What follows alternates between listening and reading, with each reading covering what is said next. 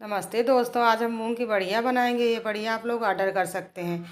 वही प्रोसेस दिखाते हैं जैसे हम बनाते हैं। उसके लिए हमने मूंग की छिलका वाली दाल ले लिया था।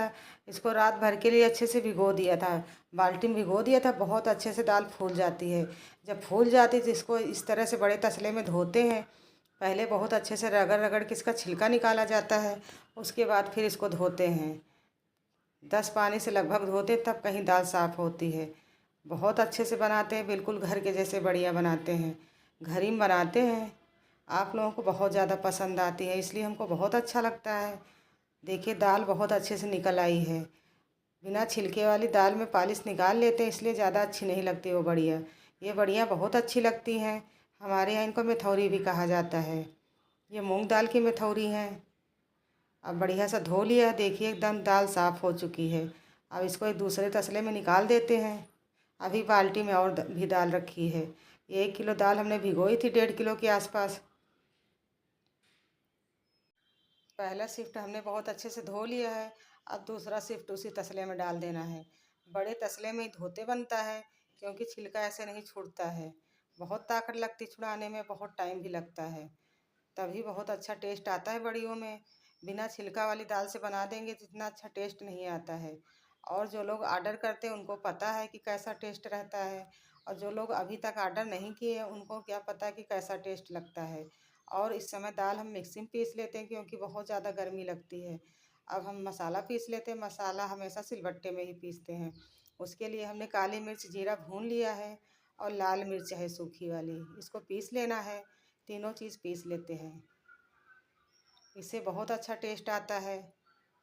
लेकिन दाल अब हम मिक्सी में पीस लेते, क्योंकि बहुत ज़्यादा टाइम लगता है। और गर्मी भी बहुत लगती है।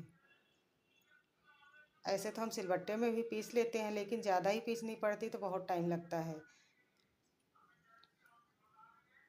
उसके लिए हम झूठ नहीं बोलते हैं, जैसे बनाते वैसे ही दिखाते हैं। देखिए अब हम कलौंजी है, सौंफ है, हींग है, अजवाइन है, इतनी चीज़ें और भून लिया है। धीमी आंच पे भून लिया है। इसको भी इसी में खड़ा डालना है, इससे बहुत अच्छा टेस्ट आता है। इस तरह से बढ़िया बनाएंगे तो बहुत टेस्टी लगती हैं। और सब्ज़ी बहुत अच्छी बनती है। और कुछ लोग जो अभी ऑर्डर नहीं किए हैं, जिन दोस्तों ने ऑर्डर नहीं किया, उनको नहीं पता कि कैसा लगता है टेस्ट। वो लोग तो कह देते हैं बहुत महंगा है। लेकिन जब बनाओ तो पता चलता है कि कितना टाइम लगता है और कितना मेहनत लगती है। बस आप लोग ऐसे ही कह देते हैं कि बहुत ज़्यादा महंगा है। इतना महंगा नहीं है। आप लोग दूसरी जगह भी देखेंगे तो इससे ज़्यादा ही लेते हैं लोग। लेकिन हम तो बहुत कम रेट में ही बेचते हैं। बस मेहनत ही निकल आती, उतना ही बहुत रहता है। हम तो सोचते हैं कि हमारा सामान सबके पास पहुँचे और आसानी से पहुँचे। और सबको बहुत अच्छे से घर के खाने का मिले। घर के खाने वाला स्वाद अलग ही रहता है। अगर बाज़ार से लाएंगे तो उसका स्वाद नहीं रहता है, क्योंकि उसमें प्यार नहीं मिला रहता है। और घर के सामान में प्यार मिला रहता है और बहुत सफाई से भी बनता है। और एक लोगों ने तो जैसे ही फ़ोन किया वैसे ही दाल का रेट बताई, फिर उसके बाद ऐसा बोला कि जैसे लगता है कि हम लूटे ले रहे हैं उसमें कुछ। उनको ऐसा लगा कि अरे आप बहुत महंगा देती हैं, दाल तो इतने रुपया में है। जो लोग ऐसा करके भाव पता करके आएंगे वो तो कभी नहीं खरीद पाएंगे। वो लोग बाज़ार से ही खरीद के खाएंगे, क्योंकि उनको समझ में नहीं आएगा घर का सामान कैसे मिलता है। बस उनको लगता दाल इतने रेट में है तो आप कैसे देती हैं। लेकिन जब एक बार बनाओगे ना तब पता चलेगा कैसा मिलता है। क्योंकि जितनी दाल रहती है उसमें छिलका भी निकल जाता है। और सुखाने के बाद कम भी हो जाते हैं। 1 किलो दाल में बढ़िया उतनी नहीं निकलती हैं। बहुत कम निकलती हैं। 700 ग्राम, 750 ग्राम निकलती हैं। बस ये लगता है कि दाल इतने रेट में है तो आप 300 रुपया किलो देती तो बहुत महंगा देती हैं।